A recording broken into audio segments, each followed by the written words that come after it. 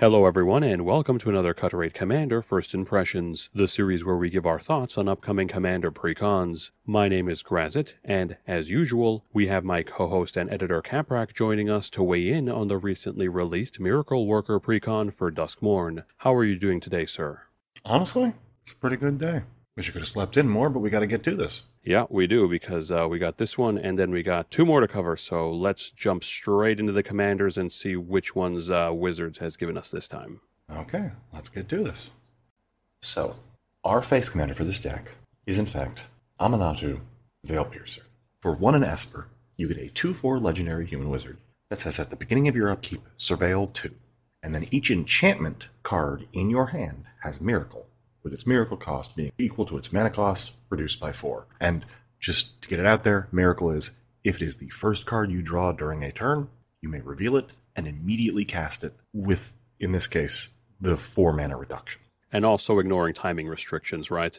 Yes, I do believe Miracle ignores timing restrictions. So, out of the gates, we've got a commander who's midweight CMC, 2/4 stats, so below average, but that's not why we're playing her here. It's all about the surveil she provides every turn, so we can rig the miracle she gives all our enchantments, right? Yeah, pretty much. It's what Amanatu does, manipulating the top of your deck, and a lot of people have always built her into Miracle directions, so they just slapped Miracle on her and made it an enchantment stack. So this is Enchantress in Esper. We're missing green, crucially, but white does have quite a bit in order to make that work, too, so it's not like we don't have the tools for it. And I'm thinking she's just going to be able to let us cheat out huge, degenerate enchantments, ideally on every single player's turn, because that's on each turn, so we can theoretically do this up to 4 times per rotation. Yeah, but that's a huge mana investment. I mean, if you can get these 6-drop enchantments down to 2 pips, 1 pip, maybe even, that's a lot more doable than you think. Yeah, but you still have to spend mana to draw the card, too. Sometimes you've got conditional cards that just draw cards as your opponents do stuff. White's got plenty of that. True. And some of those are on enchantments, too. Yeah, we'll just have to see how many of them are actually in this deck. Yeah, it's an incredibly straightforward card. I do like it, but there's not a heck of a lot to talk about. I agree. She's powerful, but the direction is pretty obvious. So let's see what the alternate commander brings to the table. Well, our alternate commander here is, well, this is a horror set, so we get the Master of Keys. X and Esper get you a legendary enchantment creature, horror, that is a 3/3 with flying. That says, when it enters, put X 1/1 counters on it and mill twice X cards. And each enchantment card in your graveyard has escape, the escape cost being equal to the card's mana cost, plus exiling 3 other cards from your graveyard. So, at a glance, this is just Underworld Escape in our command zone and not in red. Yes, kind of. Yeah, it is limited to enchantments, but presumably we're an enchantments-heavy deck already. Yeah, it seems, again, pretty straightforward. Fill your bin, ideally with enchantments, and then just reanimate them under their own power or through other means. The mill twice X is a nice little self-enabler here. Yeah, it lets you fill up your bin for shenanigans, right? You get your enchantments in the bin for him. You get reanimation targets for other sources. So yeah, this is a good little tool here if you're graveyard focused in any capacity. Whether or not he belongs here, because Amanatu, well, I guess she does set up your bin. It is Surveil after all. So maybe we do have ways to take advantage of enchantments being in our bin outside of Master of Keys here. I think this is a fun card too. It's different enough. Still kind of straightforward. Pump a bunch of mana into this thing, make a big dangerous flyer. That dangerous flyer then enables your graveyard and allows you to cast things out of your graveyard. It's functionally just a lot of card draw attached to a big dumb body. In a roundabout way, I suppose. It's Esper Reanimator, but with an enchantment theme, so I don't think it's treading new ground, but it's doing it in a unique enough way that feels fine here. Yeah, these are straightforward cards, and I expect a straightforward enchantment-themed deck from this. Yeah, we'll see if that's the case as we move on to the new cards in the deck. Yep. Well, the first of our other new cards in this deck is Ancient Cellar Spawn. For 1 and 2 black, you get a 3/3 enchantment creature, Horror, that says each spell you cast that is a demon, horror, or nightmare costs 1 less to cast. And whenever you cast a spell, if the amount of mana spent to cast it was less than the mana value, target opponent loses life equal to the difference. Okay, 3 mana, 3/3, pretty on par stats for the cost. I'm not thinking there's going to be a whole lot of demon horrors or nightmares in this deck. I guess the alternate commander is a horror, so I guess that kind of works there. But I guess we're really playing this for that last ability, right? Since we're getting a discount on every spell we cast off the top because of the miracle cost, we're going to be burning the table. Yes, it means everything that you miracle is going to be 1 to 4 damage to the table. This makes sense in the deck. I don't know how much mileage we're going to get out of that first line of text, but we're definitely going to be able to get mileage out of that second one. There should be a decent selection of demons and horrors. Like, yeah, it's going to go in a bunch of type decks for those, but there's a handful it'll probably apply to. Yeah, fair. Maybe we'll be surprised depending on what the volume of horrors and demons and nightmares are in this deck, so who knows? Maybe. It's, again, real straightforward. I'm liking seeing more of these commander cards that are solid and powerful at what they do, but narrow, so they don't go in 1,000 decks. But up next, we have a non-enchantment creature, Strange. This one is a Phenomenon Investigators. 2 and a Dimir gets you a 3/4 human detective. As Phenomenon Investigators enters, choose Believe or Doubt. If you choose Believe, whenever a non-token creature you control dies, you create a 2/2 black horror enchantment creature token. If you choose Doubt, at the beginning of your end step, you may return a non-land permanent you own to your hand. If you do, draw a card. I don't know what this card is doing here. It's a consistent source of enchantment generation. But why? Neither one of the commanders cares about enchantments coming into play. They just get enchantments into play. But a lot of enchantments do care about enchantments coming into play. I'm talking about Constellation, or the new effect that I cannot remember, Eerie. Okay, I guess that makes sense, but the first clause for Believe, it's whenever a non-token creature you control dies, so realistically, how often is that going to happen that you're going to enable, versus your opponent's just popping your creatures? It adds up. And then the last one is card advantage, but you have to bounce your own things back to hand. I guess that makes sense for the reprocking Eerie/Constellation. So maybe this is better than I'm giving it credit for, but yeah, yes, it's here. This is also a way to rebuy more rooms if you put more rooms in this deck for ones that have one-time effects. True. So if you have rooms that have ETB effects versus static effects, or you just want to get extra value out of their ETBs, I guess that makes sense. I will say, mild anti-synergy with Aminatou, that card you will be drawing will never miracle. It's the second card you draw during the turn. At the minimum, it's the second. Yeah, that's true. I'm not too impressed with this one out of the gate. Again, it's a good card. It's just, it may not be perfect here. I'll agree to that. Moving on. Up next is a Soaring Lightbringer. 4 and a white gets you a 4/5 flying enchantment Bird Glimmer that says other enchantment creatures you control have flying, and whenever you attack a player, create a 1/1 white glimmer enchantment creature token that's tapped and attacking that player.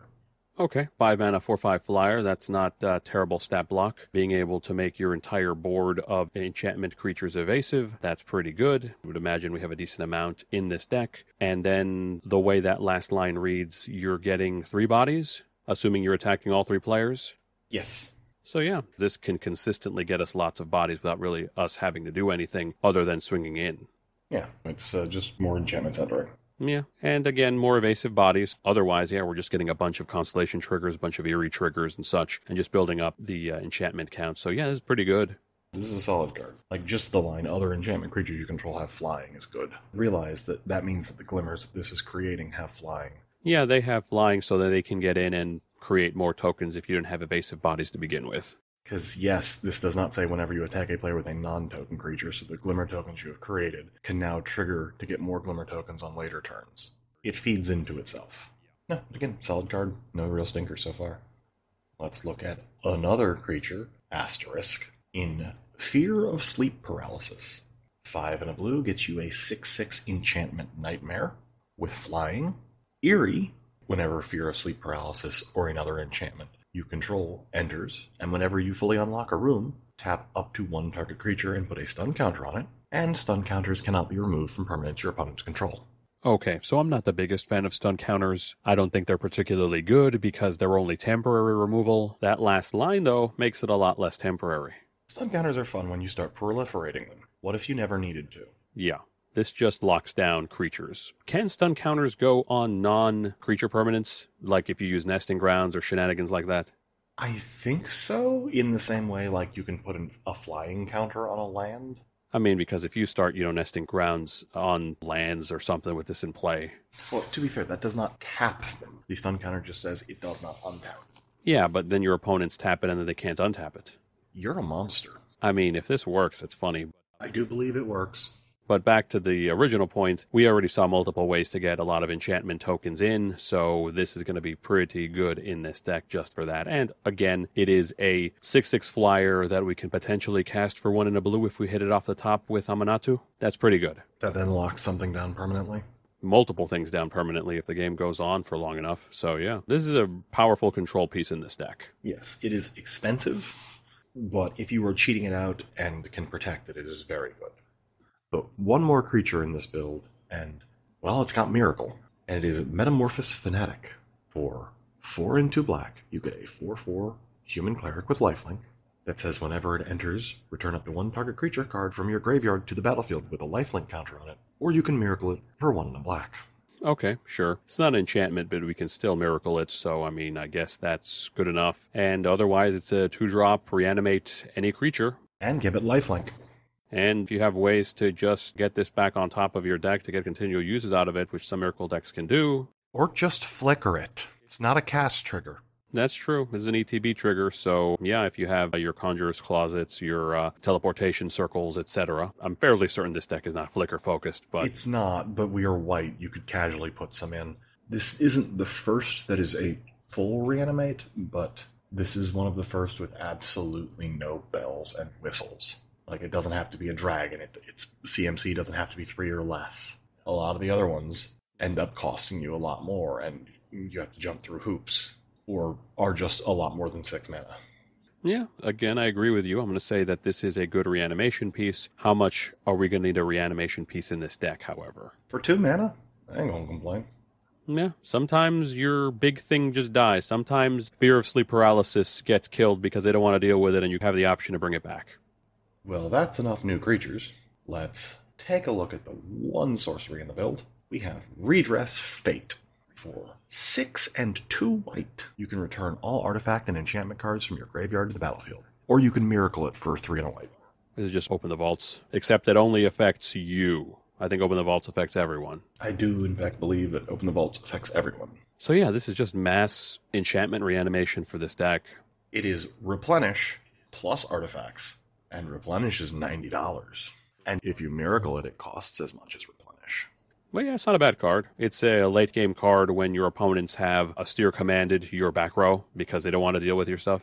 It's not even a late-game card because we have such easy access to Surveil and other self-mill from what I've seen. If I ever accidentally stumble into this on top of my deck with Amanatu, it looks like I'm casting it. Yeah, that's true. If you hard draw into it, you don't want to cast this for 8, but then again, Amanatu is going to give you the option to fill in your bin so you can prepare for it, so it's not a bad card. No, it's a very good card. So do you want to take a guess at what our last 2 entries are? Rooms. I would have accepted enchantments, but yes, they are both rooms.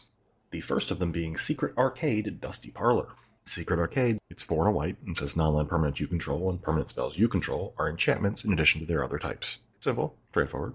That is kind of crazy, all things considered, because it doesn't even matter that I don't think this affects cards in your deck for the sake of tutoring purposes. It does not affect cards in your deck, just spells in the stack.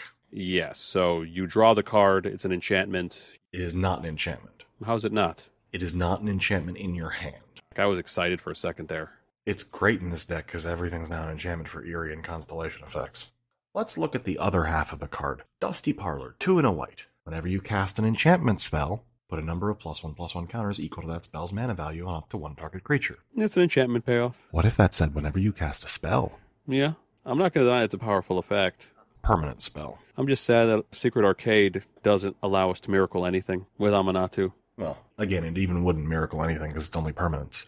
That's true. But yeah, this is fine. That's good. Secret Arcade is, again, just a Constellation Eerie procking machine, turning the majority of your deck into ways to proc those. And again, anything that cares about having multiple enchantments in play. And Dusty Parlor just is a payoff for that.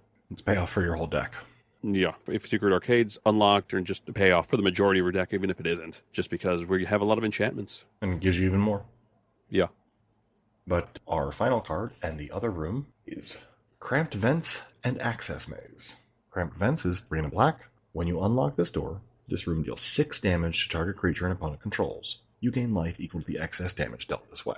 Okay, 4 mana is bad. We're casting this for 1 off Amanatu, which is a lot better. For 1 mana, this is amazing. For 4, it's removal, and sometimes you have to play removal.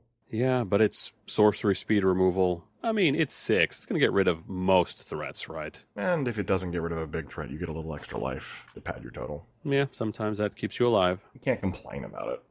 Let's see what casting this for 4 lets us put on table later for 7. 5 and 2 black. Once during each of your turns, you may cast a spell from your hand by paying life equal to its mana value, rather than paying its mana cost. Oh, free spells. Yes. That's why this is also giving us life, huh? I mean, I'm at 7 mana, let's start ramping. It's fine. Traditionally, being able to cast spells for life versus CMC is very, very powerful. Have you ever considered paying 10 life for Omniscience? I mean, I'd take that deal. Most people would, because it's going to win you the game. It's a powerful effect. It's just one of those that, this is a ramp piece. Once we're at 7, it's like, it's gravy.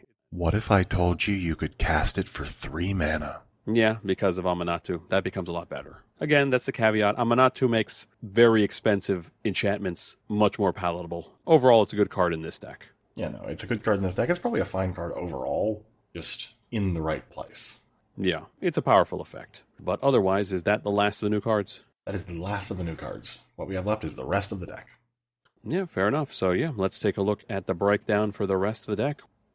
Alright, for general deck stats, we're looking at 14 ramp pieces, which is pretty average for your typical build. Standard suite of rocks, so that gives us plenty of generic mana production there. Some land-based ramp pieces to get some lands out of our deck, and actually a decent number of ways for us to pay life instead of mana, so that was a bit surprising. And one way to reduce the cost of our enchantments, which is overall expected, so not bad overall. Pretty standard, I think.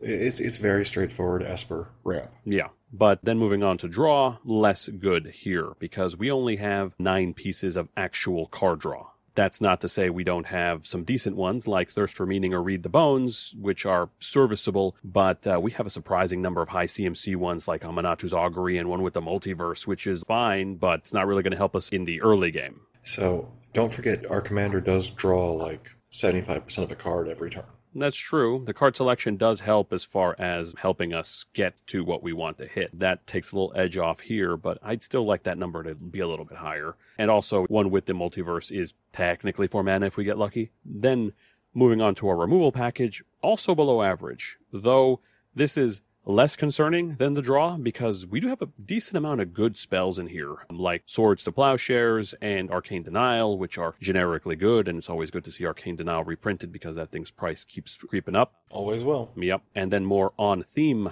removal, like Cast Out, which is, again, generally not the best, but if you cast it for 1, it becomes a lot better off of Amanatu, and Cramped Vents with the room that we just got, which is, again, if we cast it for 1, it becomes a lot better. I would like to bring this up just a little bit more interaction, but I think this removal is fine. Otherwise, though, going to board wipes, yeah, we got 3, which is, again, what you would expect. 2 on-theme ones, Doomwake Giant and Terminus. Doomwake Giant needs a giant asterisk because that's a one-sided board wipe. It is a one-sided board wipe, but it's also a mini wipe, kind of. Kind of, but we've seen some way to churn out a fair number of artifact creature tokens. This might add up and get like 4s and 5s kind of easily. Yeah, I can see this hitting up to mid-size, maybe high threats, depending on how reliably we can make enchantment tokens. Like, it's going to leave their biggest things around on your turn, but then also you can attack into them, and cool, you can block with your little things now. It also gets through the hexproofs and the indestructibles and all that stuff. True. So, yeah, it's definitely good in this deck. Other one I know you're going to mention is Terminus, which, Kino, if you can find a way to Terminus on somebody else's turn, that is one of the most backbreaking, cruel things you can do. Yeah, and we have cantrips that are instant speed that let us do that, and that is a very nasty wipe, just because being able to spin things to the bottom of the deck, yeah, that gets rid of everything mostly. Now, I will say, brainstorming to trigger a miracle is never the most fun, because you end up down a card than you would normally on Brainstorm. So you'll be drawing 3, and then you'll be casting 1, and you still have to put 2 back. So you end up card neutral. You got to play one of the cards, so you're at a card. It's something else. Yeah. I mean, Amanatu makes that less mental gymnastics to justify it because you are getting the card you draw off of Brainstorm and then you are setting up Amanatu for the following turn. Yes. It is, they're still good in this particular deck. And then the generic wipe, which is Time Wipe, which we can do better. Let's face it, we can do better. We can just take Time Wipe out, leave 2 wipes in the deck, and just put in another enchantment, and we're probably better off than running Time Wipe. I like Time Wipe, but I know you don't, so... Yeah, it's a 5-mana wipe with minor upside, so I think we can do better. Saving your most important non-commander creatures, big upside. And if your commander's gotten very high due to repeated castings, very, very good wipe. That could be 4, 6, 8 mana. You need to play more pods with more wipes, man. But moving on to game plan specific cards here. Since it's an enchantment heavy deck, it should come as no surprise that we have 25 enchantments in this deck and 20 cards that care about enchantments. Too low. Let's get that up to 30. Okay, 25 is a bit low. Maybe not low is the word, is the bare minimum, I guess. Generally, I like for the gimmick to be 30 to 35. Cut some of those mid creatures, replace them with enchantment creatures. Yeah, I agree. The more reliably we can hit cards off of Amanatu, the better. One of them's got to draw you cards, right? I mean, hopefully. And then that also brings us to the enchantments matter, because the enchantment matter cards are kind of stacked here. We do have a decent number of good cards in here that allow us to generate value. Mesa Enchantress is in here, obviously, is a great card for an Enchantress deck. Is Mesa Enchantress with new art? Tell the people what you told me. So, how do you put a Mesa into Duskmourn, a plane that doesn't really have wide open plains with mountains on them? I don't know, Kaprak. How do you put a Mesa in Duskmourn? Well, you don't, but you do put a visual pun into the art of the card by putting her upon a table, as the Spanish word for table is... Mesa. Yes. Yeah, as a Hispanic, that hurt me. But yes, it is a pun and it is a good card, so I guess we, both Kaprak and I, enjoy this one. But then we have more good cards here. Moonblessed Cleric is a good enchantment tutor. We have Ondu Spirit Dancer, which is a great reprint and also a great way for us to get extra copies of our enchantments into play as token copies. So again, fantastic. And the list goes on. So I really do like this Enchantments Matter package here, just solidifying the deck. We just kind of need more enchantments to take advantage of it. So we can definitely bolster that a bit if we're looking to upgrade this. I hope you're looking to upgrade it. That's your whole thing. So I am, but the people. But then moving on, top deck manipulation, because we're a Miracle deck after all, we're looking at 14 ways to manipulate our top deck, which is fine. This should be good out of the box. And 4 cards with Miracle themselves. So, sincere question, when you say ways to manipulate your top deck, what are you including in that? That would include ways to cast spells off the top of your deck, any cards that let us look at and manipulate the top cards of our deck in any capacity, like your Surveils, your Scries, that type of thing. So, there are some cards in this deck that are definitely proper top deck manipulation. Brainstorm, Brainstone, the wonderful old school reprint of Diabolic Vision, which I forgot existed. But there are other cards that are technically top deck manipulation, which I would never consider top deck manipulation. Like, for example, you mentioned early, Read the Bones. Read the Bones does have Scry on it. It's just technically top deck manipulation. You then draw those cards, so your top deck is now irrelevant. That's true. So maybe take that number with a grain of salt, because that also includes like Verve Rangers, which lets you get lands off the top, but it doesn't really help you with Amanatu. So, for Amanatu, what you're looking for, if you properly wish to manipulate the top deck, is anything that scries, anything that surveils. It does not matter when, because you can just scry one during your main phase after you have drawn a card, and if you like it, you set it up for next turn. If you don't like it, well, at least you'll be one deeper for the surveil during your next upkeep. Or alternatively, if we want to just, instead of going precision, just going for volume, things that just draw us cards on our opponent's turns, because then we don't have to worry about any of that, because we can just constantly draw, and if we hit something, we hit something. Yeah. Or both, because then we have precision and volume. So that is definitely something to keep in mind. I am not one to tell you how to build a deck. Maybe Thassa goes in this deck. The original one gives you a scry one during your upkeep. Yeah, which lets you get rid of a dead card on top and improve your odds of hitting an enchantment, right? Yeah, it gives you a third thing to look up there with. Yeah, no, I would look into all of the gods from Theros. I mean, is she gotten down enough in price? She was in one of the Ixalan decks, so she's like $3-4. Okay, yeah, maybe. And then, yeah, like I said, previously 4 miracles in here, so we do have options outside of our enchantments that just naturally miracle if we run into them. So that's not too bad, not too bad. What I did notice here is that there's no real clear way that this deck wins We do have some win conditions like Ancient Cellar Spawn that we saw that turns our cost reduction into damage. We have a decent amount of evasive bodies in here that could theoretically get the job done and some token creation, but I'm not really seeing an overarching like this is how you win the game off of this, which is the only real complaint I have for the deck, because otherwise it does what it says on the tin. It's enchantments plus miracle. Well, you probably, I don't know, make the opponents tap out. This definitely feels like it's a deck that's going long, and it's got Sphere of Safety, which means people are going to get frustrated, and eventually they'll just quit. That's the spirit. It's like, I have places to be 3 hours later. No, I think this deck does have reach as far as flying bodies. We have a decent amount of evasive damage on board. We have ways to get evasive tokens on board between the new Glimmer we just saw and Archetype of Imagination in here can make even more of our things evasive. I'm thinking this deck is going to just get evasive bodies on board and swing for the fences off the back of the value Amanatu provides us. Yeah, no, it doesn't have anything real direct that makes sense as the way to end games, but they will end eventually. Yeah, fair. So a couple of other cards that are probably worth mentioning that got reprinted here. Again, I'm not always going to be pointing out the most expensive cards, but there are some expensive cards we didn't hit, so hey, might as well, right?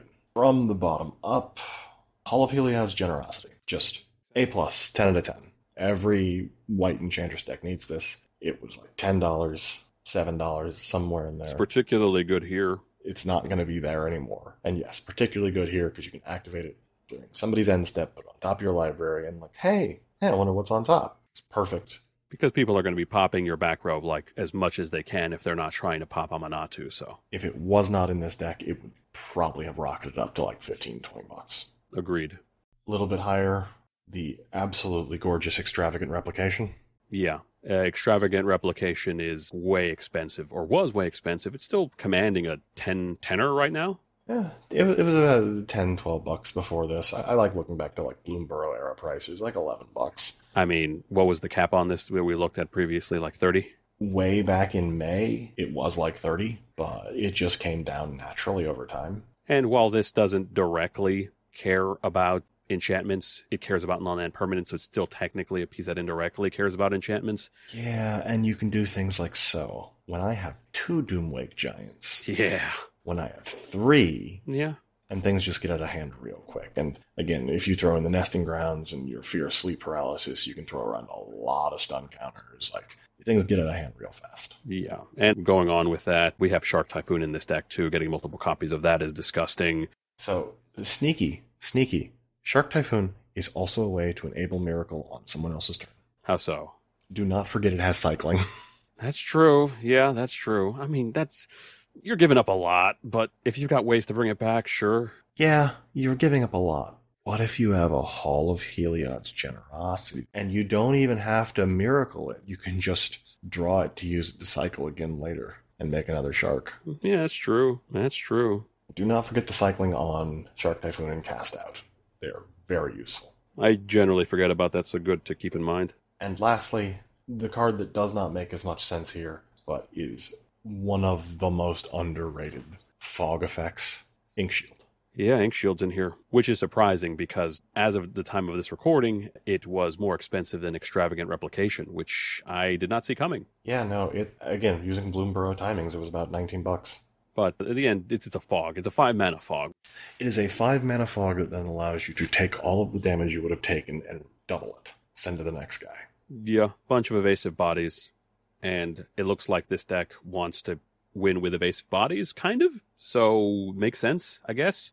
Like, again, this deck is probably going to want to dawdle around. Probably going to want to get up that Sphere of Safety real early. It's probably going to want to cast something for 3 mana that should have cost 7, and then hold up like another 6 mana to make people second guess. Like, are they going to cast an enchantment on my turn? I don't know. So leaving up big, expensive instants like this makes sense. Yeah, I think the evasive strategy is probably going to be the way to go because we have Entreat the Angels in here, which is going to get us big evasive bodies. We have Inkshield, which we just talked about, which is going to give us a lot of evasive bodies. We just have a bunch of other naturally evasive creatures in the build. So by that logic, again, not telling you how to build a deck, but anthems tend to be enchantments. And there are some anthems out there that are probably a little overcosted because they give you so much. Well, what if they weren't? What if they weren't? What if we hit them off the top for a 4-mana discount? Yeah. Yeah, we'll see. Personally, I'm looking to add in more ways to just passively draw cards on our opponent's turns because there's not a whole lot of that. Most of it's active, your brainstorms, your otherworldly gaze, telling times, etc. Do you pay the 1? I do, because that's the correct answer, but yes, I still don't think we can afford that. Or maybe that's the only change we make. We're making 2 changes. Yes, that's the shortest upgrade video ever. I mean, I know you'll appreciate that. We're adding in Rhystic Study and the white one that generates treasures. Smothering Tithe. We're adding in Rhystic Study and Smothering Tithe. We went over budget, but I don't care. See you next week. Yep, it's a 5-minute video for me, so it takes me all of 15 minutes to record and you 20 seconds to edit. 20 seconds, 2 hours, depends on if I'm getting paid hourly or not. Again, I'd like to add this in. It's another relatively straightforward deck. It's not doing anything super extravagant. It's not jumping through a million hoops. It is a deck that you look at it, you shuffle through the cards, and you figure it out, and you just play it. And I appreciate that, especially when it's not doing something that the colors always do anyway. You're still salty about the Duskmourn deck, huh?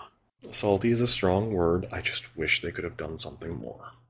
Fair. Esper, Miracle / enchantments maybe is more of a unique take, so I guess you're right on that department. But otherwise, yeah, that is our opinions for this particular deck. Let us know if you agree with what we think, or if you have opinions of your own, if you think cards belong in here, don't belong in here, etc. But otherwise, this has been Grazzet. And I'm Kaprak. And have a good one, folks, and stay safe.